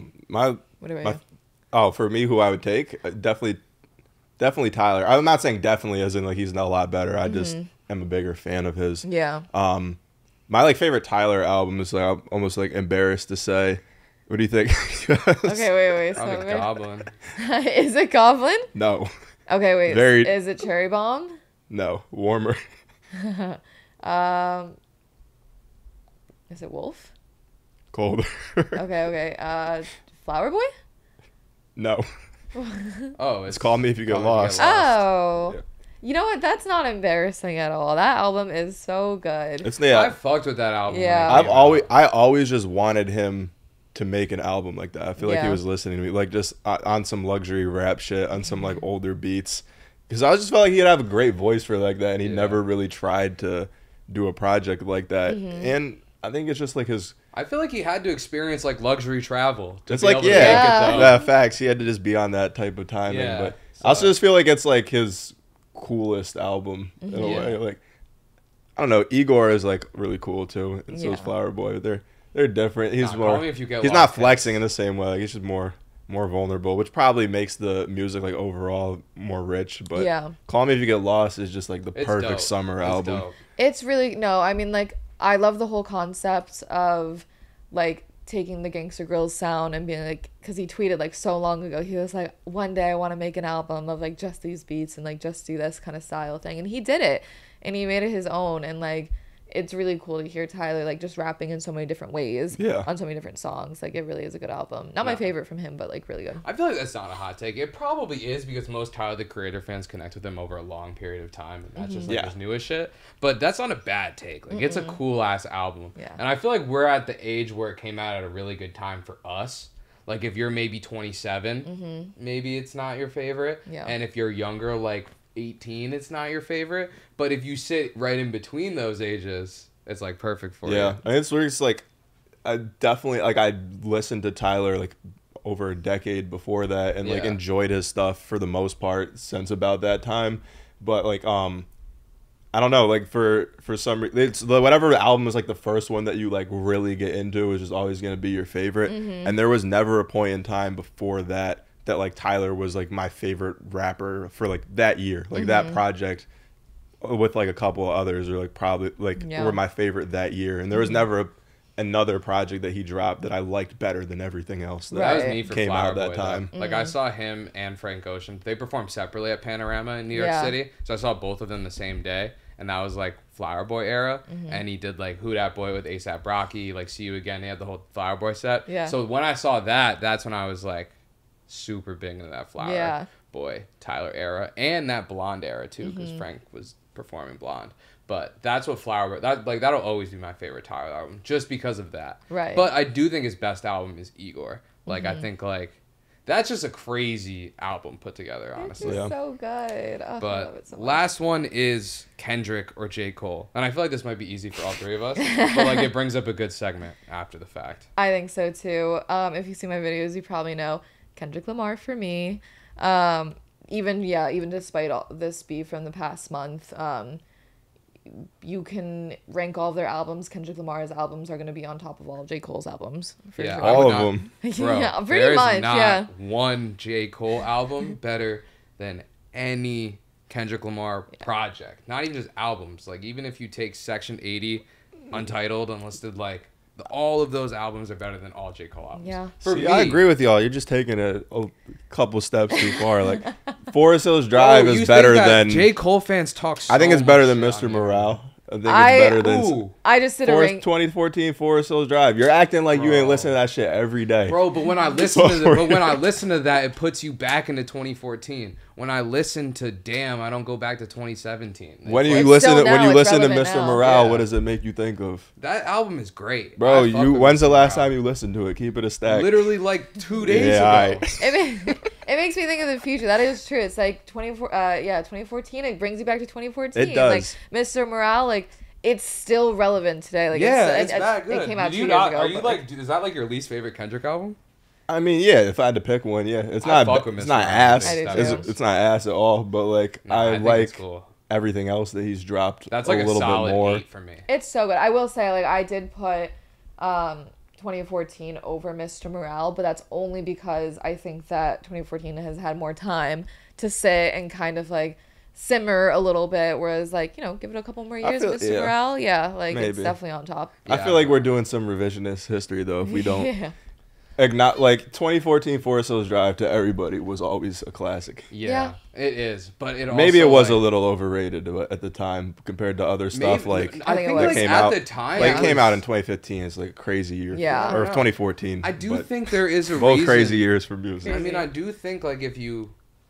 Like I think there's a reason that album hit for 14 and 15-year-olds, and we think it's so good, and that shit ain't hit for 18 and 19-year-olds at the time. Like we're the only ones talking about that shit, bro. I don't know. People were definitely people were gassing it when it came out. Yes, they were. Bro, could we please get old heads or older people than us in the comments? Old heads will tell you that they'll probably still tell you that shit was fire. Yes. Please let us know. No, bro, that shit was connected with 14 to 16-year-olds. That shit was not hitting the 20-year-old. Primarily, it was. I will say, like, there's a lot of songs on the album, but like Wet Dreams, like I get chills every time I listen to that song. Like I really do. Yeah. I think that like there's a reason why it hit with like that age group 14, 15. Like, oh, you mean like chills, like cringe type of no, in a good way. In a good way. Yeah, in a good way. I think the storytelling is really powerful. I think again, maybe I'm like really big on like universal experiences and stuff, but like I think he really does a good job at like being able to relate to a lot of people in like a very vulnerable way, and I think he does that on that album, not just on that song. There are really, really great songs. There's like amazing songs. Old Your Adolescent, Firing Squad, like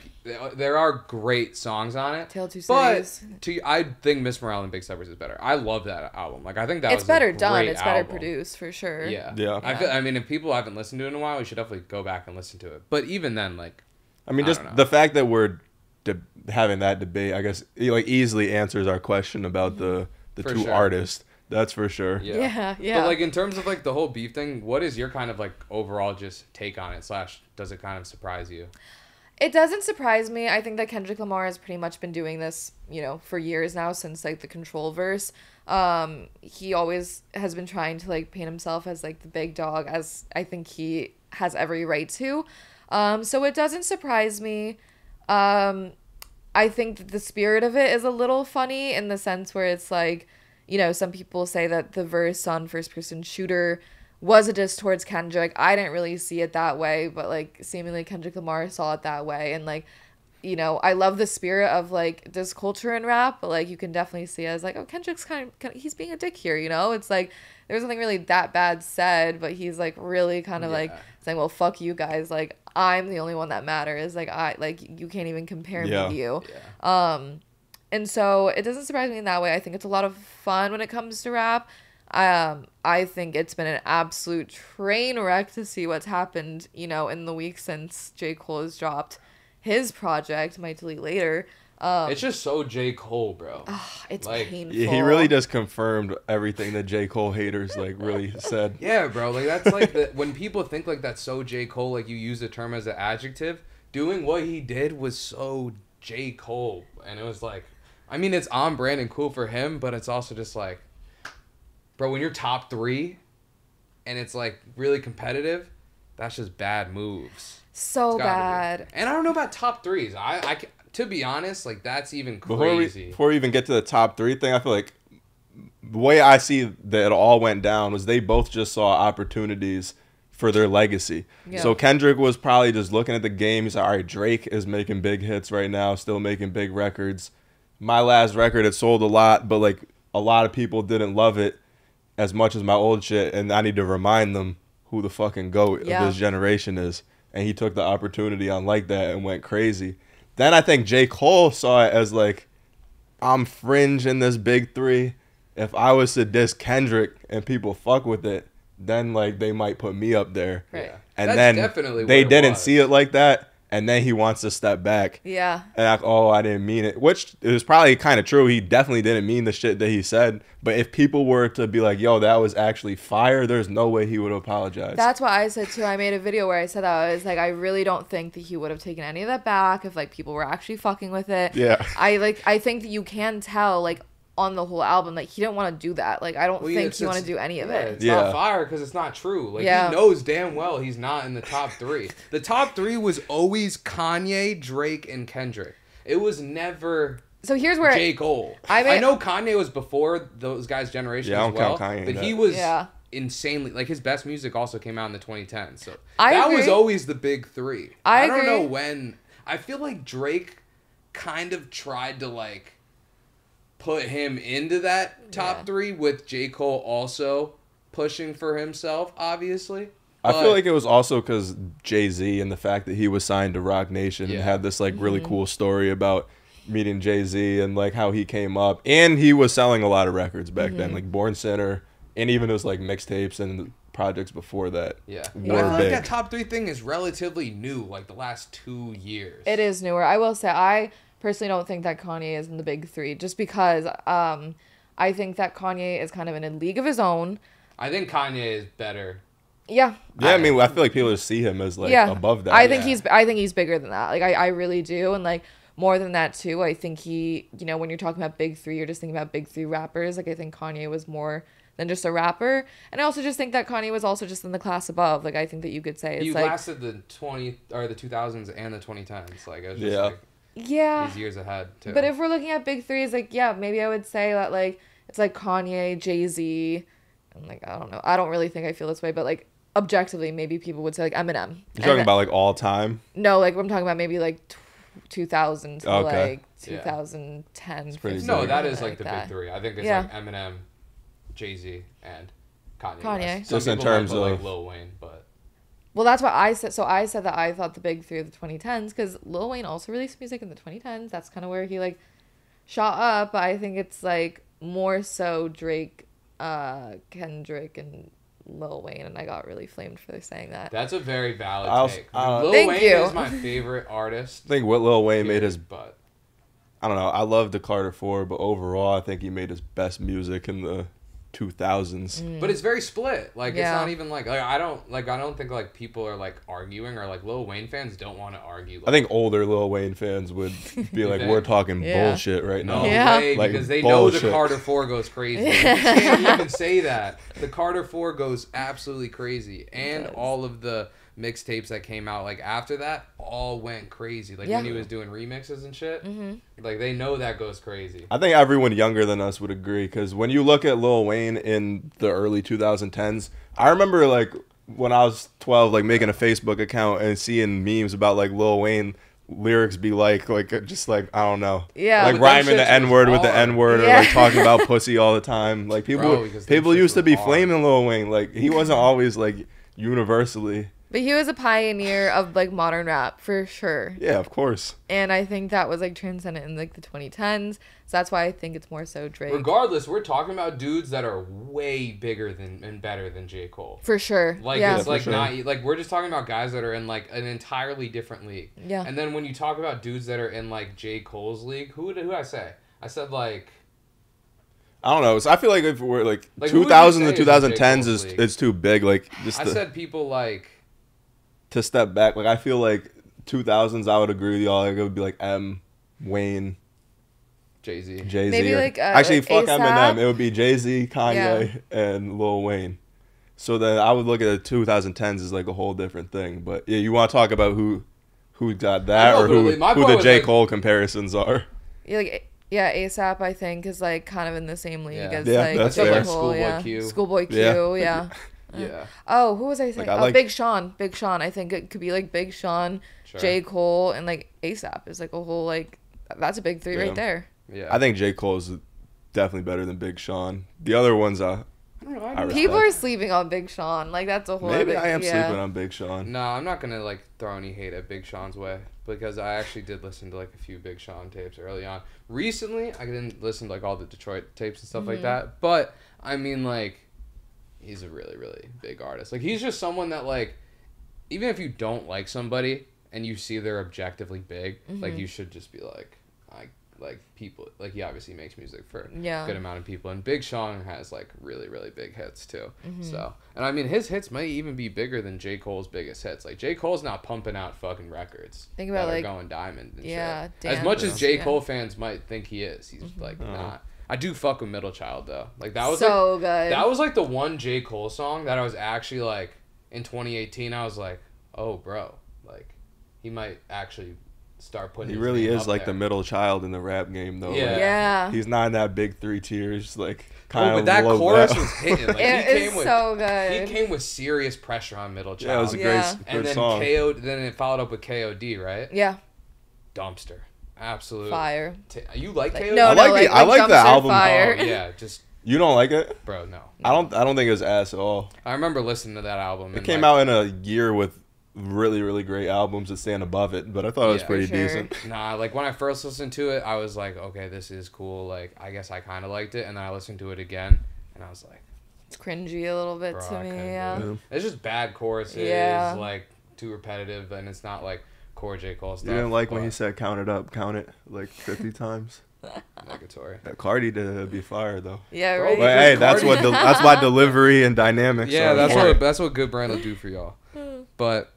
Like someone on Twitter, like they said, like Kendrick just said, like nigga bum and like fucking like it's big me and like they're like, oh, he saved the rap game, but it's like it's how he said it. Yeah, bro, how he said it. There's a serious tone in that. Like he actually meant that. His whole gut soul went into that bum. Absolute bum. And he absolutely meant it, which why I fuck with it. And then if you're J. Cole, like, I mean, I already said it. It is so J. Cole to like put out that whole thing. First off, like, why did you put out a whole album? Like, you should have just put out 7-minute drill and just put out one single. Yeah. Ain't nobody listening to the whole album. But regardless, that 7-minute track, you can't just put it out there and then take it back. He did say he might delete later. Yeah, he did say that. Yeah. Yeah, I mean, but even then, bro, like, why are you putting it out? Like, what did he think people were gonna be like? I think you're right. He probably thought people was gonna think that was hard. I think so too. I really don't know what he was thinking because it's like he didn't believe the disses that he was saying. Like to say like, oh, like his discography is sleepy. Like 4 albums. Like they're not that great. Like of course he doesn't believe that. You know. In the mirror. Yeah, literally. Like he was projecting. Bro. He really was. And so like looking at the off season KOD. What else was that? What was it? 24 Your Eyes Only? Yeah. Oh, I love that album. 24 Your Eyes Only. You like that album? I love that album. Definitely my favorite J. Cole album. It's my favorite J. Cole album. Yeah. That's not 2024. I think it's overrated. You do? I think the first time I listened to that, I actually did fall asleep. And I gave it a few more chances since then, and there's songs that I like a lot. Like the title track is Neighbors, cool. Yeah. Neighbors is dope. I love Folding Clothes. Bro, She's mine. Ass. What? What? I love the jazzy vibes. Like, it's cute too. Like, oh, like it's like he's in love. Bro, that's what I'm saying. That's J. Cole's brand, though. Yeah. Like, that's like the most on-brand J. Cole album since 2014. Yeah. Folding clothes. Bro. It has a nice message. Like, oh, like I want to do the little things with you. Like, yeah. I can get behind that. Yeah, that's what I like. I think it's really cute. She's like, to mine. me, that was like very on-brand J. Cole in that album. And then when I look at like the off-season, I'm like, big superstar hooper, like maybe that persona to like y'all that buy into it, you see it. To me on the outside, that's not a huge J. Cole fan. I'm not buying into that, and I don't see it. So like that's not hitting for me at all. I like the off season a lot. I think that that's a really good album and one of his best albums for sure. I wish that it had a stronger impact. I just feel like, you know, people don't really talk about it that much, and it wasn't really like, it just didn't really make a huge wave like in like the music, you know, community. And I wish it was, but like for that reason too, I think that had it, I do think that maybe he would be way more valuable in like the big three conversation.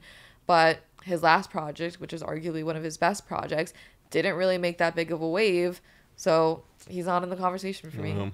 That's what I'm saying. Hey, but we got into that one, but we also went over like our personal big three for the 2010s. I think you said. Yeah. Hey, what was yours? For the 2010s, I said Drake, Kendrick Lamar, and Lil Wayne. That was my big 10. It has to be Drake and Kanye, and then probably Kendrick Lamar, just because I also do prefer Lil Wayne's early 2000s music. Y'all both leaving the real dough out. So I honestly, that'd probably be my same three, but I'm a huge Lil Wayne fan. Like that's my favorite artist ever.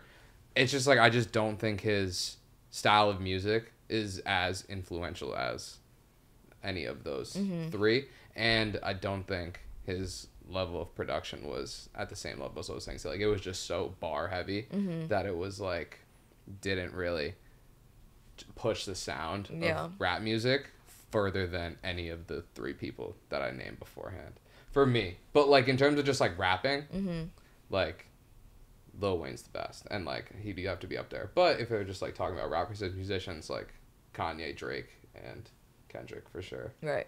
I mean, for me, like I don't know, it's like hard for me to even put Wayne and Kanye in that, just because of like. You don't have to put Kanye for sure. Yeah, if I was gonna put one of them in Kanye, I think Kanye on his discography alone in the 2010s deserves to be in that. Like you have multiple classic albums. All of my I don't think you have the same with Wayne.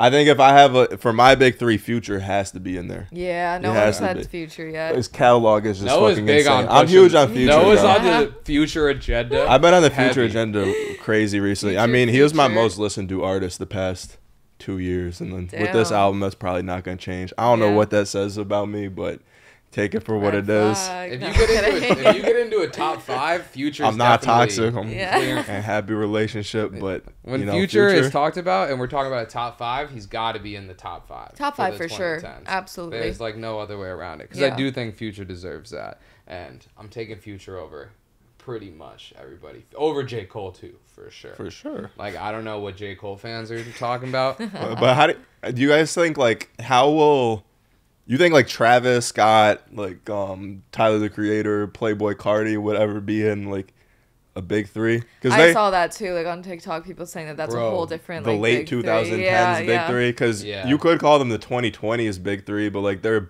best shit came out before that. To 2025. That's kind of what I think. I think absolutely like, Tyler the Creator, Playboy Carti, and Future, like they're a big three too, and like there's so many other big from 2015 to 2025. That's got to be them. Yeah. I think like, but all of them could, because they could still put out so much music. Yeah, is the thing. Like if Carti actually puts out like 3 more albums over the next 10 years, and they just keep sounding crazier, and his sound keeps pushing boundaries, like could easily be up there with Kendrick. And then same thing with Future. I don't know. Future for me, isn't it? Sorry, guys. This has a ridiculous. I mean, that's fair. Bro, that's what I'm saying. Like the discography is just ridiculous. It is ridiculous, but it's not like pushing the boundary like crazy for me to be. That's able not to true, up there. bro. All the rappers y'all just mentioned, Travis, Cardi, I wouldn't Uzi. put Travis up there either. None of them would exist if it wasn't for Future. I think Cardi's ceiling is higher than Future and Travis. I don't think they're bigger yet, but I recognize Future's like influence for sure, massive. I would say for like that big three, I would say it's probably like Travis, Cardi, Tyler the Creator.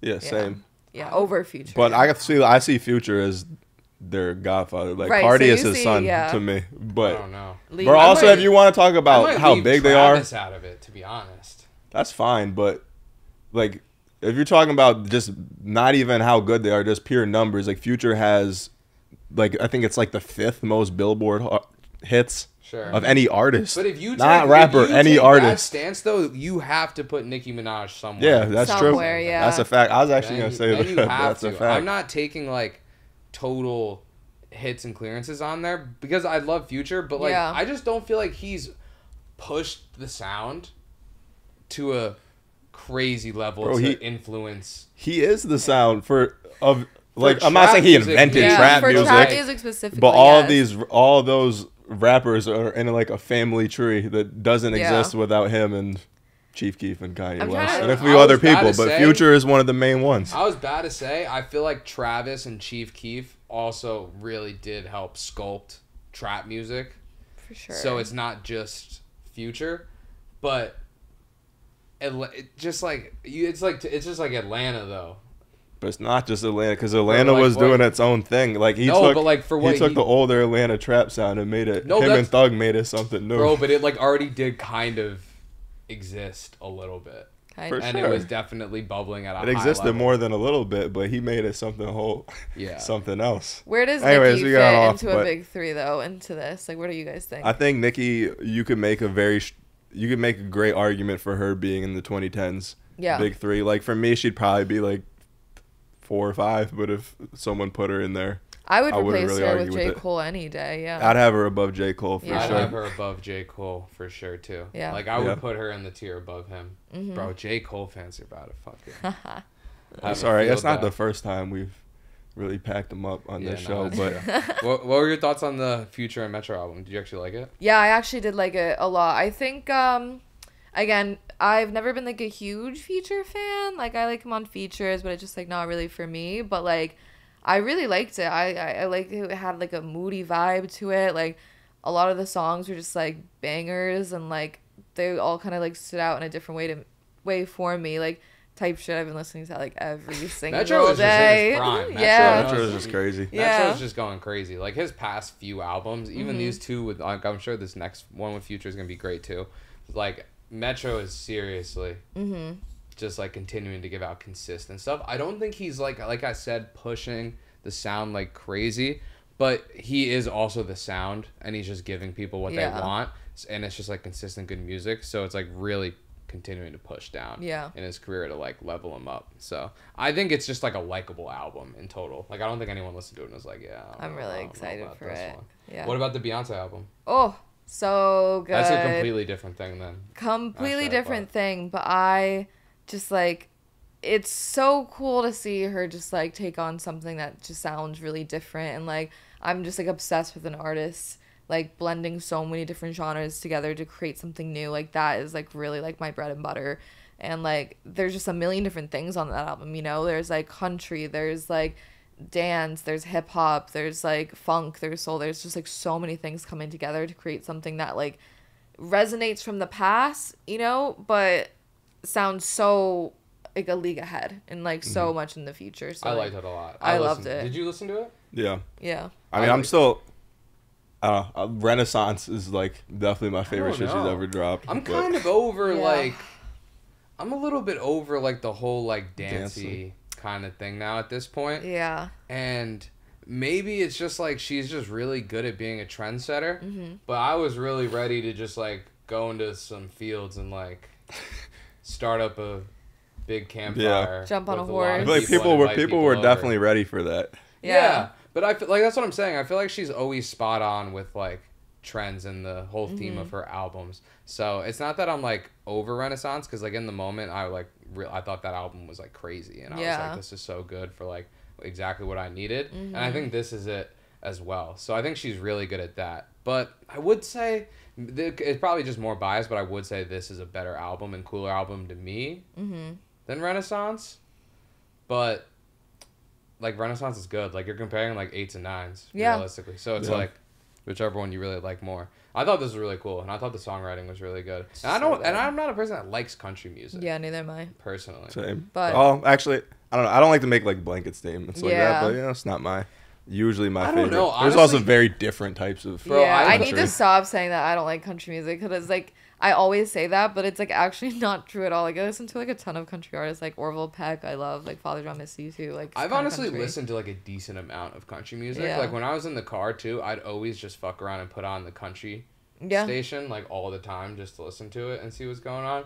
And I still just like was always kind of like, like I feel like, but sometimes it is about setting. Like I was never in like a country setting. Like when we were talking to Trevor Spitten, he was talking about like setting for music and how it can really change it. I do feel that a lot. Like if I were to go on like a north or like a middle East Coast road trip that went through like Kentucky, Louisville, Nashville, and like shit like that, and I was listening to country music and going out to it, like I'm sure I would like it a little bit more. I've never put myself in those settings, but for the life I live and have lived for a while, it's never found its way into my life. So I feel like I can kind of just like blanket it and say like I don't like country music because I know at least in the near future it's not gonna like find its way in there.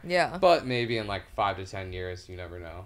A lot of it is about setting. I mean, I'll tell you, if I'm like driving through like Kentucky or like Arkansas, I don't think I'm gonna be blasting like type shit, you know? Like that might just that's Southern music too. At its roots. But I don't know. I love like blues music too. So like I don't know. I don't listen to enough like country to confidently say what my tastes are, but I feel like stuff that's I don't know, like just more bare instruments and like more working class themes. Like I hate all the like just talking about beer and like the Stars and Stripes type country, but I feel like that's what most people's views of country is, which is why they say stuff like I hate country or whatever. I think that's why I say it too. I just feel like it's associated with something completely different now, as are a lot of things that are which is why it's cool that someone like Beyonce is doing reclaiming it. Exactly. Speaking of just like fan base and stuff like that, are there any specific artist fan bases that are just like not red flags but just like crazy and just like ones that you hate getting involved with, or like from your experience on social media, or just like wild? From my experiences on social media, I would say, unfortunately, the most hate that I've had hurled my way are from the Cardi fans, for sure. You know, like, when it just comes to, like, really, like, unfounded, like, hate, you know? Really? Yeah, like, it's... Bro, that does not surprise you. You think that surprised you? I mean, the only reason it surprises me is because I feel like you have mostly nice things to say about him. Yeah, I know. You'd be surprised. I mean, like, we're talking about, like, some of my earlier stuff, too. Because I've made some videos saying that, like, oh, like, I don't think he's, like, all that. Or I don't like this album. Or, like, he's not for me. Or, like, whatever. But I think the difference is, you know, talking about other artists. Like, I'll get hate. But it's kind of, like, justified. If I say anything negative about Cardi, it's like, you're ugly.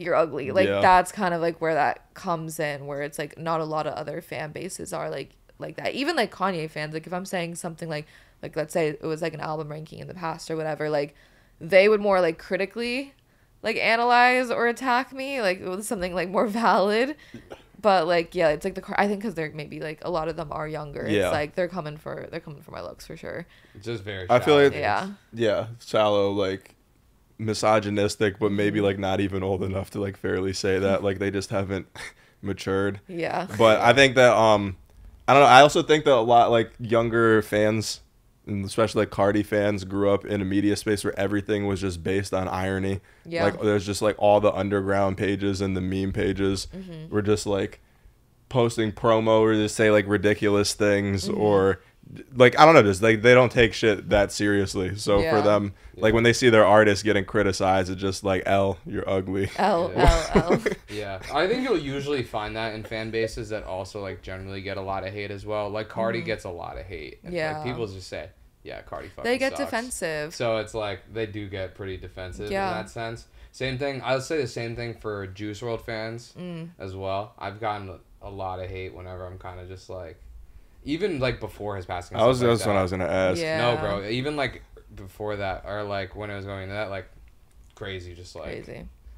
Still heavy into it. But I feel like that was also because people were like also not hating on Juice WRLD heavily, but also just like were like, man, this guy's mid as shit. Just didn't get it, and I get it. Like defensive. You get defensive. Yeah, I've been like that towards like Tyler in the past. I mean, I never like threw hate at anyone, but like when people just said that they didn't get it, like it would just get me so angry because I'm like, you're not really listening.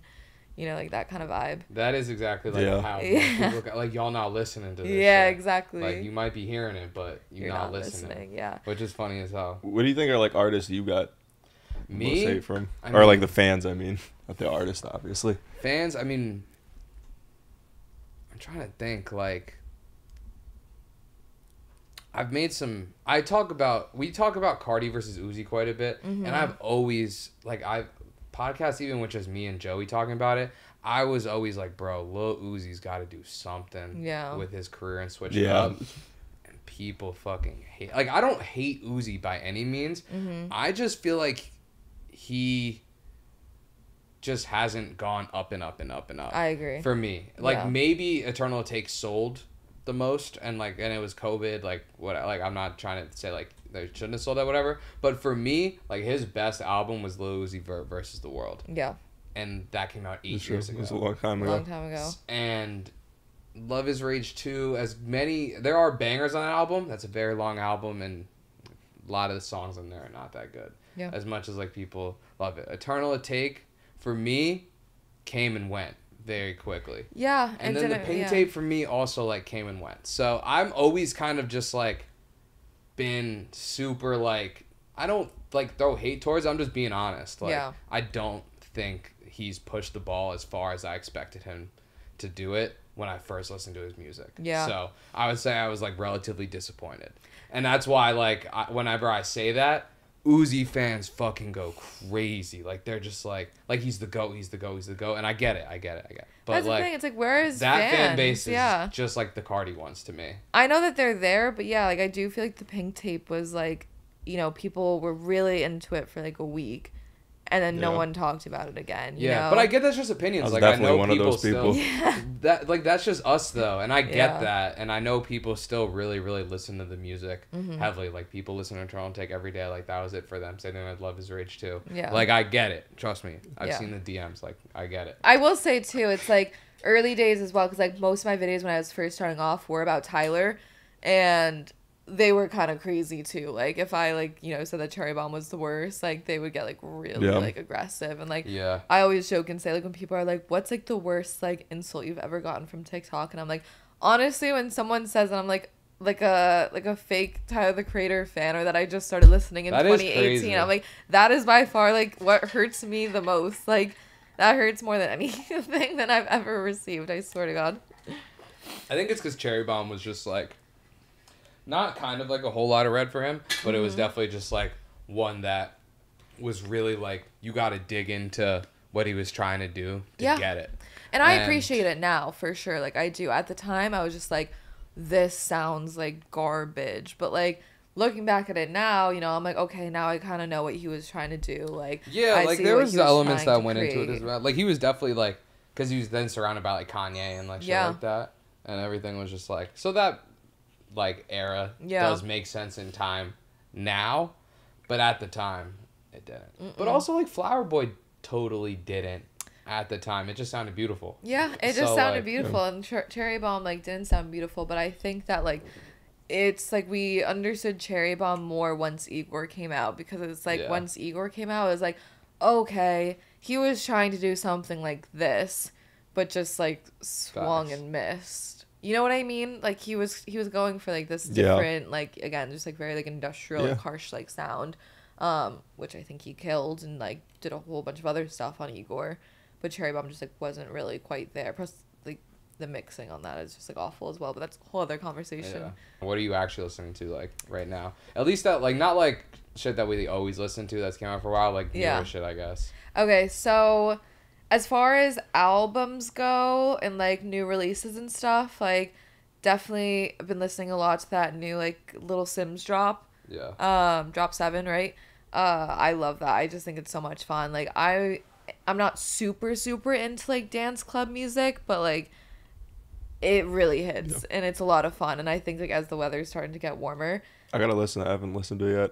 Definitely. I'm trying to get. I mean, I have been getting more into like dance club music too, so it sounds fire. Yeah, we live in New York, so. Yeah, exactly. I mean, that's really what it is. Like, if you're going out, you're gonna eventually want to dive into that more. Exactly. I feel like we're gonna get into the techno shit in like a year. Oh. That's always the pipeline, bro. Yep. It's always the pipeline. We're DJing right now, so it's like that's next for us. It's always the pipeline. It's gonna happen. Yeah. So that I've been listening a lot to. I talked a lot about this on my TikTok, but like I fucking love like that Quebec album that came out last month, Scrapyard. I don't know if either of you guys listened. I saw your video on it. Yeah. I don't listen to Quebec personally, but like I know a lot of people love his music because he does sit in a really, really weird lane. Yeah. Of his own. Mm-hmm. Like I'm trying to think of other people that kind of do, not like him, but like, what's that other dude, like Neff or whatever? Who? You know who I'm talking about? Kinda, yeah. Bro, what is that dude's name? I don't know, like a Florida rapper or something? No, bro.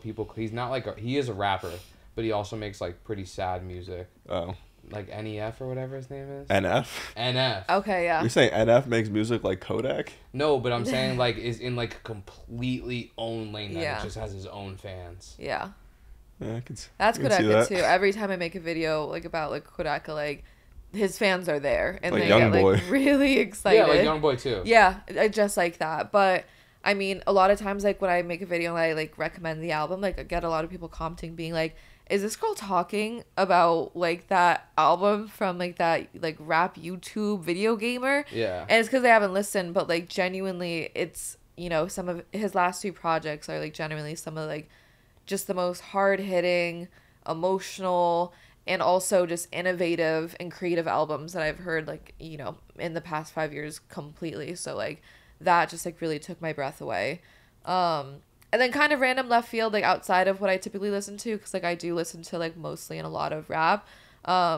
This girl Chapel Roan has been like coming up on my For You page on TikTok, and like so I listened to a couple songs like today, and I was like, oh yeah, I like this. It's like pop music, so I don't like pop that much, but when I find something that I like, I'm like, oh, this is fun. Yeah. What about you now? Obviously I've been listening to a lot of, you know, the Jersey stuff and the sexy drill coming from out of Uptown. Definitely pushing Cash Cobain is getting agenda. There we go. In terms of like pop music, I was listening to some like Ray recently, like her big songs, like Escapism, like Prada, shit like that. Obviously the Future tape. Yep. I'm still listening to the Pink Pantheress album pretty heavy. Still listening to Ken Carson's last album a lot. I like some of the like newer gen like underground stuff, like Osama Son I fuck with heavy. I don't know. What about you? I'm pushing Cash Cobain agenda is huge, getting pushed. Anything Lil Yachty drops is complete fire. Yep. The whole Concrete Boys tape is fucking fire. I listen to Lana's latest album a lot. Like that's like one of my favorite albums that's dropped in a very, very long time. Love that. And Ian Ferguson, GOAT. I'm pushing the Ian agenda heavy. He's dropped 2 singles recently that have been crazy fire. And I still listen to an insane amount of Yeet too. Like I think Yeet still has. Some people might be hopping off the train, but I still think Yeet is like crazy good. I think he's super cool, as corny as it sounds. I'm trying to get on the Yeet train. Like I like a couple of those songs, like Breathe. Come on, like that song. Yeah, like he's so really hard. On the verge of like he could be dying or like staying flat. Yeah. Or he could continue to go up. But I still have hopes that I think he can continue to go up. And just like I'm way more interested to see where he goes compared to like a lot of other people. But emphasis on the Yachty agenda. I think Yachty's ceiling is like crazy high still. Love and is Lil making Yachty. Some of his best music. Yeah, I love. He is performing at Lollapalooza, right? Facts. Are you guys going? I want to. I haven't seen Yachty perform ever. I wanted to when he performed in Central Park last year, but Lala's like not get to. Beginning of August, right? Yeah, if you guys want to go and are trying to go. Yeah, it would be crazy because I have. Let me know. I have July off, like the whole month of July. Yeah. So I feel like it'd be kind of crazy for me to use PTO immediately after that. But we'll see. That would be kind of crazy. But like, it's like, yeah, I need one more week. I gotta see Yachty, you guys. Maybe that wouldn't be crazy. Hey, that actually could work out well. I'll work the first week of July if I could get the first week of August off. Yeah, facts. Literally, we're talking about Lana. Like, we're talking about like all of these. Yeah, no, the lineup is tough. I think the lineup is SZA too, right? Yeah. Yeah. I think the lineup is insane. So, guys. I might go to Gov Ball just whatever day SZA is. Sunday, I think. I've never seen SZA too. That's a great deal, honestly. The SZA shit is like $200 or whatever anyway. Yeah, I think the one day Gov Ball ticket is like 130 or something like that. I saw SZA for like 5 minutes at the at an Isaiah Rashad concert. Oh yeah, damn. I heard about that. Because he brought her out and then.